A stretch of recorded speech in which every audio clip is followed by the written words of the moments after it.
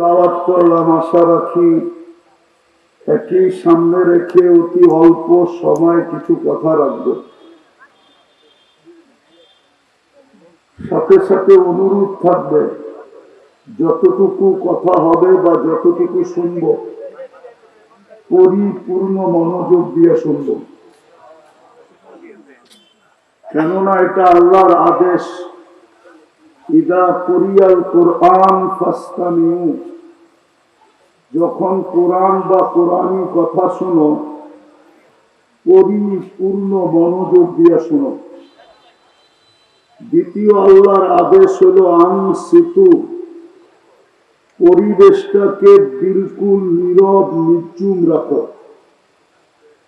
যদি নড়াচড়াহীন হয় তাহলে আরো অনেক ভালো, কেননা শানের রেসালাত প্রোগ্রাম। শান বোঝেন? মান বোঝেন? মান তো বোঝেন, ঠিক না? শান মান বোঝেন? মুহাম্মদুর রাসূলুল্লাহর শান। চলেন দু চারটা দেখাই, দিলে লাগে কিনা।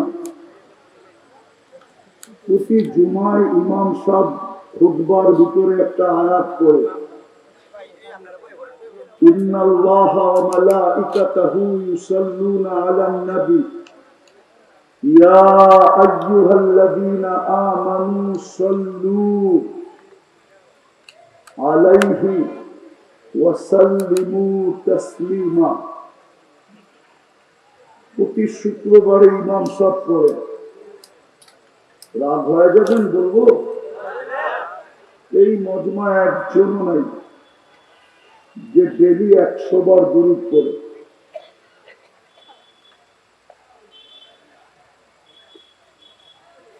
শুক্রবার বাদ দিলাম, শুক্রবারে তো আলাদা হুকুম আছে আমার উপরে বেশি বেশি দুরূদ পড়ো।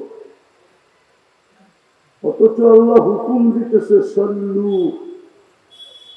এই আয়াতে যদি আমি আল্লাহকে প্রশ্ন করি, আল্লাহ আমাদেরকে দুরূদ করতে বলতেছেন, শান কিন্তু শান।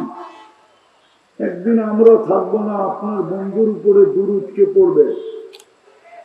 আল্লাহ বলে বেওকুফ ফেরেশতারা পড়বে। ইন্নাল্লাহর পরেই মালাইকা, ফেরেশতারা পড়বে।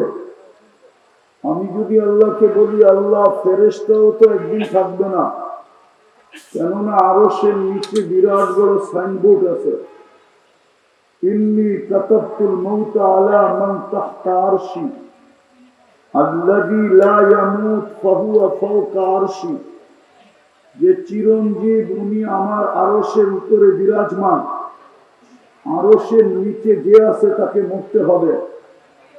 তো ফেরেশতাও তো আরশের নিচে, এরাও মরে যাবে। আপনার বন্ধুর উপরে দুরূদ কে পড়বে? তা আল্লাহ বলে বেওকুফ, প্রথমেই তো বললাম ইন্নাল্লাহ, আমি আল্লাহ পড়তে ছিলাম, পড়তে আছি এবং পড়তে থাকবো।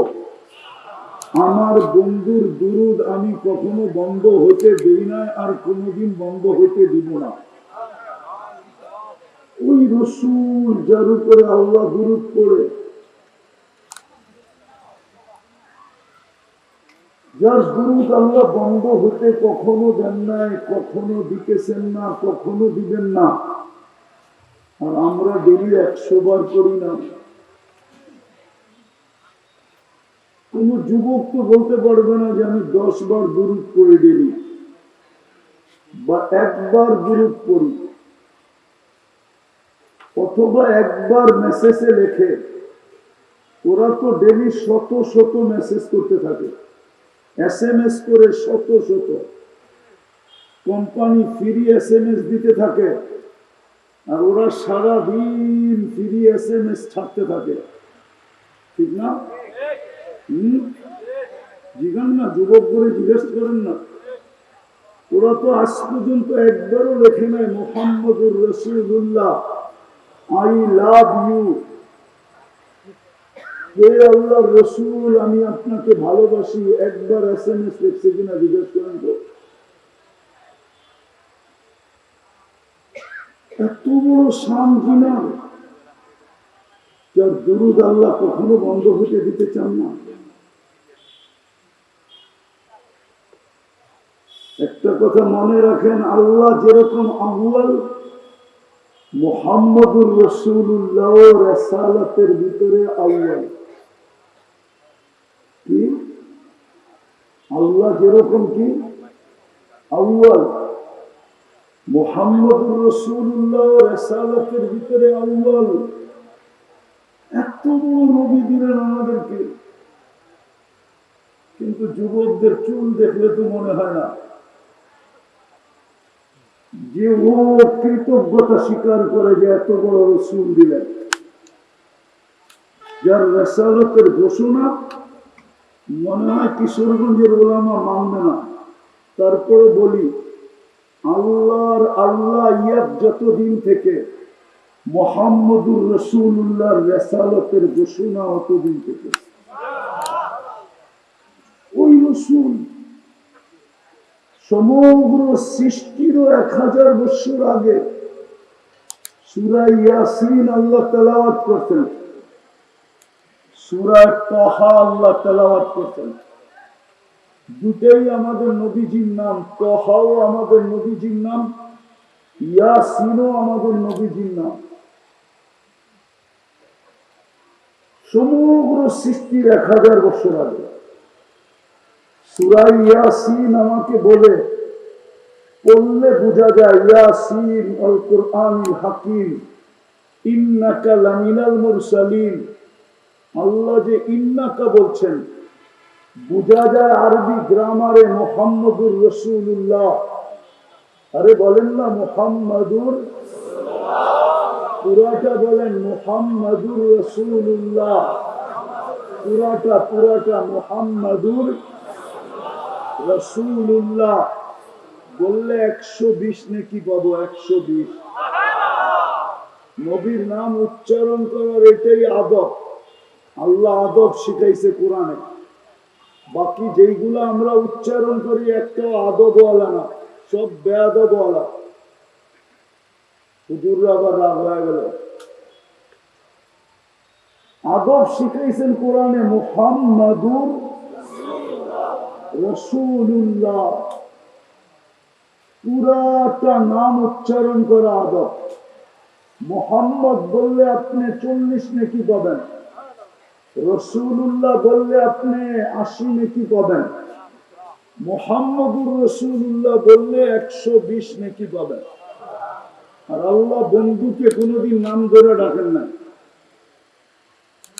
কখনো মুজাম্মিল বলে ডাকছেন, কখনো মুদ্দাসসির বলে ডাকছেন, কখনো তোহা বলে ডাকছেন, কখনো ইয়াসিন বলে ডাকছেন, ডাইরেক্ট মুহাম্মদ বলে ডাকেন না। কিন্তু অন্য নবীদেরকে ডাকছেন বটে। ইব্রাহিম আলাইহিস সালামকে ডাকছেন নাম নিয়া, কিন্তু বন্ধুকে না। আমাদেরকে শিখাইছেন বন্ধুর নাম কিভাবে নিতে হয়। আমরা অধিকাংশই বলি মুহাম্মদ সাল্লাল্লাহু আলাইহি ওয়াসাল্লাম না। ইমাম মালিক রহমতুল্লাহ আলাইহি লেখছেন এটা বেয়াদবি। যখনই নাম নিব পুরা নিব মুহাম্মাদুর। তো যেটা বলতেছিলাম, কোরআন বুঝাইতে চাইতেছে আমাকে, মনে হয় মুহাম্মদুর রাসূলুল্লাহ সামনে উপস্থিত ছিলেন, বসা ছিলেন, নাইলে আল্লাহ ইন্নাকা বললেন তো বললেন কি করে? ইন্নাকা তো বলা চলে যে সামনে বসা উপস্থিত। সামান্য যে নাহবে মীর পড়ছে ও এই তরকিব বোঝে। বোঝা গেল বন্ধু তখনও উপস্থিত ছিল। আজকে আমাদের দুরবস্থা কেন জানেন? শুধু আমরা চিৎকার দিতেছি। আমাদের দুরবস্থা এই জন্য, এত বড় নবী দিলেন, এত বড় রাসূল দিলেন, এত বড় নবী দিলেন, শব্দে রসুল, রসুল 313 জন, কিন্তু শব্দে রসুলটা আল্লাহ কখনো ব্যবহার হতে দেন নাই। রসুল 313 জন নির্বাচিত করছেন বটে, আওয়াজ না, আওয়াজ না। রসুল 313 জন নির্বাচিত করছে বটে, কিন্তু এই শব্দটা ব্যবহার হতে দেন নাই। সবাইকে কলেমা দিয়েছেন ভিন্ন ভিন্ন। ইব্রাহিম আলাইহিস সালাম রাসূল, কিন্তু কলেমা দিয়েছেন লা ইলাহা ইল্লাল্লাহ, ইব্রাহিম খলিলুল্লাহ। মুসা আলাইহিস সালাম রাসূল, কিন্তু কলেমা দিয়েছেন লা ইলাহা ইল্লাল্লাহ, মুসা কালিমুল্লাহ। ইসমাঈল আলাইহিস সালাম রাসূল, কলেমা দিয়েছেন লা ইলাহা ইল্লাল্লাহ, ইসমাঈল যবিহুল্লাহ। কিন্তু শব্দে রাসূল ব্যবহার হতে দেন নাই, এটা বন্ধুর জন্য রেখা দিয়েছেন। যেদিন বন্ধু আসছে, আরে আসবে কি, আসার আগের থেকেই তো আদম আলাইহিস সালাম জিজ্ঞাসা করছেন মান হুয়া, কাতাবতু ইসমাহু মা ইসমি, উনি কে, যার নামটা আপনার নামের সাথে মিলিয়ে লিখছেন? বলছে কোথায় দেখলে? বলে প্রথম আরশে দেখছি, প্রথম আরশে দেখছি। ইন্নানি আনাল্লাহ লা ইলাহা ইল্লা আনা মুহাম্মাদুন আবদি ওয়া রাসূলি। তারপরে কোথায়? বলছে যে ফেরেশতারা আমাকে জান্নাতে নিয়ে যাওয়ার জন্য আসছিল, তাদের কপালে লেখা ছিল লা ইলাহা ইল্লাল্লাহ মুহাম্মাদুর রাসূলুল্লাহ। জান্নাতের গেটে লেখা ছিল লা ইলাহা ইল্লাল্লাহ মুহাম্মাদুর রাসূলুল্লাহ। তারপরে বলতেছিলেন জান্নাতের প্রত্যেকটা জিনিস এই কলেমা খচিত। উনিকে আল্লাহ জবাব দিচ্ছেন লাউলাহু লামা খালাকতুকা ইয়া আদম, উনি না হলে তোমার অস্তিত্বই হতো না। ওই রাসূল দিলেন, যার দুরূদ আল্লাহ কখনো বন্ধ হইতে দিতে চান না, যার প্রশংসা আল্লাহ নিজে করেন, ওয়ারাফা'না লাকা যিকরা, যার প্রশংসা আল্লাহ করেন, ওই রাসূল দিয়ে আমাদেরকে সম্মানিত করলেন, ওই রাসূল দিয়ে আমাদেরকে শ্রেষ্ঠত্বের মুকুট মাথায় পরাইয়া দিলেন। কুনতুম খায়রা উম্মাহ, এটা তো মুকুট। ওই রাসূল দিয়ে আমাদেরকে প্রতিশ্রুতি দিলেন উলাইকা লাহুমুল আমান, নিরাপত্তার চাদর দিয়ে তোমাদেরকে ঢেকে রাখবে। ওই রাসূল দিয়ে আমাদেরকে অঙ্গীকার দিলেন লাহুম রিজকুন কারীম, তোমাদেরকে পাখির মতো পালব। ওই রাসূল দিয়ে আমাদেরকে অঙ্গীকার দিলেন ইন্না নানসুরু, একজনও যদি চাও তো আমি ফেরেশতা পাঠায় দিব। হায়াতুস সাহাবায় প্রমাণ আছে একজনের জন্য ফেরেশতা আসবে। কয়জনের জন্য? কয়জনের জন্য? আজকে তো 250 কোটি মুসলমান ফেরেশতা চাইতেছে। ফিলিস্তিনের জন্য 250 কোটি মুসলমান ফেরেশতা চাইতেছে। ফিলিস্তিনের 60 লক্ষ মুসলমান ফেরেশতা চাইতেছে, কিন্তু ফেরেশতা তো আসে না। 2 বছরের উপরে হলো যুদ্ধ, 1/2 লিটার না 1 ডোব পানির জন্য ছোট বাচ্চা জান দিতেছে। 1 ডোব পানি, একটা রুটির টুকরার জন্য জান দিতেছে। না দিতেছে না? বিশ্বাস হয় না? ফেরেশতা তো আসে না কেন? এত বড় রাসূল, এত বড় রাসূল, এত বড় সম্মানিত, যাকে দিয়ে আমাদেরকে প্রতিশ্রুতি দিলেন হায়াতান তাইয়্যিবা, সুখের জীবন তোমাদের জন্য। আজকে মুসলমানের চেয়ে নিকৃষ্ট দুনিয়ায় কেউ নেই। সারা দুনিয়ার চোখে কুকুরের দাম আছে, মুসলমানের দাম নেই। আমাদের প্রতিবেশী দেশে মুসলমান হওয়ার কারণে নির্যাতিত না? নির্যাতিত না কেন? প্রতিশ্রুতি তো আমাদের সাথে ছিল, প্রতিশ্রুতি তো আমাদের সাথে ছিল ইন্নাল ইজ্জাতা, আমি ইজ্জতের মালা তোমাদেরকে পরাবো। যুবক ভালো মতে বোঝো, কাজে দিবে। জীবনটা ছোট হতে পারে, আজকের রাত্রে কাল সকালে কিশোরগঞ্জের কেউ সূর্য উঠতে দেখবে না, হতে পারে। এরকম জায়গা আমি চিনি। আমি গিয়ে আসছি যেখানে মানুষ সকালে সূর্য উঠতে দেখে না। কওমের লূত সকালে সূর্য উঠতে দেখে না। আমি ওই জায়গা চিনি, দুই চোখে চিনি, দুই চোখে, কিতাব পড়া চিনি না। আমি ওই জায়গা চিনি যেখানে ঈসা আলাইহিস সালাম দাঁড়ায় জিজ্ঞাসা করছিলেন কাইফা দাম্মারাকুমুল্লাহু তাদমীরা, এক রাত্রে তোমাদেরকে আল্লাহ সমূলে কিভাবে ধ্বংস করবে, ওই জায়গা আমি চিনি। বলছিলেন বিতনা বিল আফিয়া আসবাহনা ফিল হাবিয়া, রাত্রে নিশ্চিন্তে ঘুমায় গেছিলাম, সকালে উঠে দেখি হাবিয়া গুজবে। আজকে সূর্য কিশোরগঞ্জে বলতে বলতে ঢুকছে, লান আউদ ফি হায়াতিকা আবাদা, হতে পারে কিশোরগঞ্জের মানুষ তোমরা কাল সকালে কেউ আমাকে উঠতে দেখবে না, হতে পারে। এরকম এক জায়গা নাই দুনিয়াতে, শত জায়গা আছে, শত। কোরআনের যত জায়গার কথা লেখা আছে সবগুলো আমার এই দুই চোখে দেখা শেষ। আমি অহংকার করে বলতেছি না, বুঝানোর জন্য। আজকে এই দুরবস্থা কেন? সব অঙ্গীকার তো আমাদের সাথে ছিল। 5 ওয়াক্ত নামাজ বাজমাত করলে 1350 ওয়াক্ত নামাজের সওয়াব দেওয়ার অঙ্গীকার ছিল। হুজুররা মনে হয় বিশ্বাস করতে চায় না। কি হুজুররা বিশ্বাস করেন না? মনে হয় ওনাদের মনে হয় বিশ্বাস করতে চায় না যে 313 কোথেকে পাইল, 1350 কোথেকে হুজুর পাইল। একা পড়লেই তো এক ওয়াক্তে 10 ওয়াক্ত। ইমাম বুখারী লেখছেন জামাতের সাথে পড়লে 27 গুণ বেশি। 10কে 27 দিয়ে পূরণ দিলে হয় 270 ওয়াক্ত। এক ওয়াক্তের বিনিময়ে জামাতে পড়লে 270 ওয়াক্তের সওয়াব দিবে। যাদের সাথে এক ওয়াক্তের বিনিময়ে 270 ওয়াক্তের অঙ্গীকার, ওই উম্মত আজকে 90% নামাজ পড়ে না। 90% মানুষ নামাজ পড়ে না। যুবকও পড়ে না, নারীও পড়ে না, বৃদ্ধও পড়ে না। চার দোকানে 1 কাপ চা খায়া 3 ঘন্টা সময় টেলিভিশন দেখে। চা খায় 1 কাপ, টেলিভিশন দেখে 3 ঘন্টা। কি দেখে না? হ্যাঁ, না দেখে না।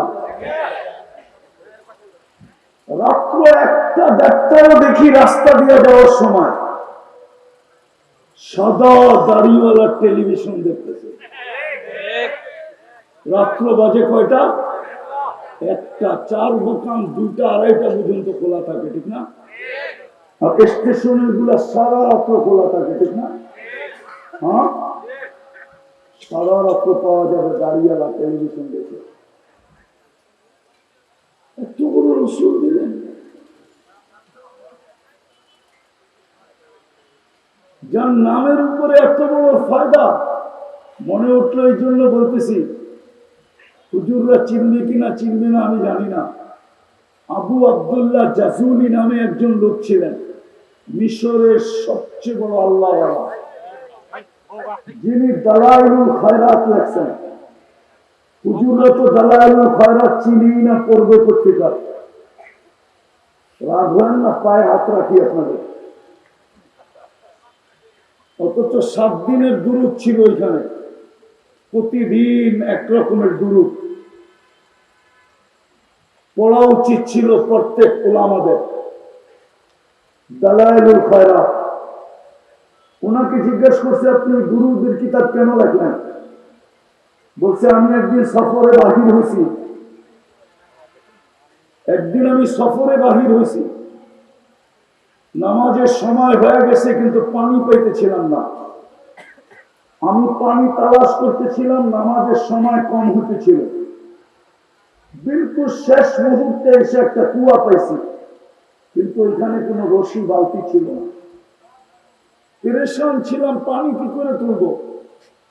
তো দেখতেছিলাম পাশেই একটা মাটির ঘর, ছাদে একটা 5-6 বছরের মেয়ে খেলতেছিল ছাদে।